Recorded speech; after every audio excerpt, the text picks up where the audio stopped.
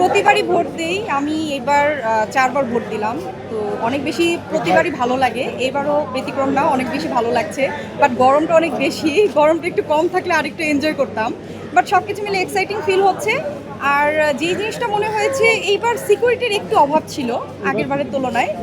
কারণ এবার আমার মনে হয়েছে যে বাইরের আউট লোকজন অনেক বেশি ঢুকে গিয়েছে। বাট তাছাড়া অল ওভার সবকিছুই ভালো ছিল। যে সব কর্মীদের সাথে দেখা হয়েছে প্রায় দীর্ঘ সময় পরে, কেমন লাগছে এই যে বিরোধীরা? খুবই ভালো লাগছে। আসলে ভোট তো আমরা দেই, ভোট আর কতক্ষণের। বাট এই যে সারা দিনব্যাপী একটা উৎসবের মতো যে পরিবেশ, এটাই আসলে ভালো লাগে। সিনিয়র, জুনিয়র থেকে শুরু করে সবাই এখানে আসেন এবং আমাদের আসলে এই নির্বাচনে এটাই একমাত্র মাধ্যম যেখানে হচ্ছে সবার সাথে একত্রিতভাবে দেখা হয়। এছাড়া আসলে সবার সাথে এইভাবে দেখা হওয়ার সুযোগ হয় না।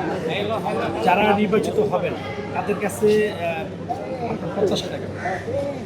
আমরা তো আসলে সাধারণ শিল্পী, যারা নির্বাচিত হবেন তাদের কাছে আসলে আমাদের তেমন কোনো প্রত্যাশা থাকে না। আমাদের চাওয়া একটাই, আমাদের যাতে একটা শিল্পী হিসেবে একটা সিকিউরিটি থাকে এবং আমরা যাতে আমাদের প্রাপ্য সম্মানটা পাই। আর যারা সাধারণ শিল্পী আছেন তাদের পাশে যাতে সমিতি কাজ করেন এবং আমাদের যেই সিনেমার দিকে একটু নজর দেয়া, যাতে করে ইন্ডিয়ান মানে যেই প্রোডাকশনগুলো ঢুকে যাচ্ছে, ডিরেক্টর, ইনফ্যাক্ট টেকনিশিয়ান, তো ওই দিকে একটু আমার মনে হয় যে নজর দেওয়া উচিত। আর আমাদের বাংলাদেশের শিল্পীরা অনেক বেশি বেকার, তাদের একটু বেকারত্ব দূর করার একটা ব্যবস্থা করা উচিত। এখানে সিনিয়ররা ম্যাক্সিমাম নির্বাচন করেছেন, মিশা ভাই, ডিপজল ভাই, তো ওনাদেরকে অনেক বেশি মিস করছি। আর ভোট দিতে এসে যেটা দেখলাম, সিনিয়রদের অনেক অভাব।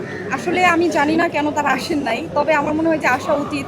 হয়তো তাদের পার্সোনাল কোনো কাজ থাকতে পারে। ইনফ্যাক্ট ম্যাক্সিমামই তো আসলে দেশের বাইরে সেটেল হয়ে গিয়েছে অ্যান্ড পার্সোনাল অনেক ধরনের প্রবলেম থাকতে পারে, দ্যাটস ওয়াই হয়তো বা আসা নাই। বাট সবাই যদি আসতো আরও বেশি ভালো লাগতো।